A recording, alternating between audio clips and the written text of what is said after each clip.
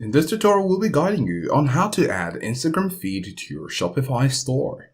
In order to do this, you want to get over to your Shopify, and at the top, you want to search for InstaFeed. So you have some options. You want to select InstaFeed. It has one of the high ratings. You're going to click on it. Then, of course, you want to click on Install right here. During the installation process, you're going to see what the app has access to or will be needing access to.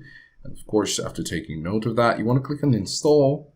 And now you have InstaFeed installed as an app in your Shopify.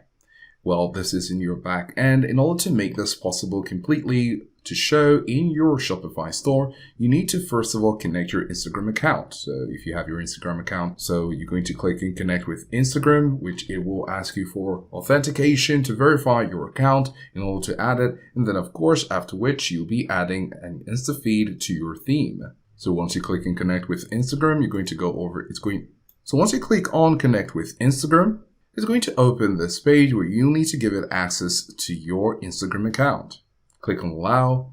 Also, you want to make sure to give it the necessary permissions by clicking on the toggle boxes or radio icons right there, and then click on allow. So once it's connected, you can see it right here. Account connected successfully. The next thing is to add it to your theme. You can see add to theme, and it's a drop down, and you need to choose where it will be added to your theme. If you want to put it in your product page, your home page, or any other page, that's pretty much up to you. And because we clicked on it, you can see it right now embedded in your Shopify store code. So by this, your Instagram feed will be showing on your Shopify store.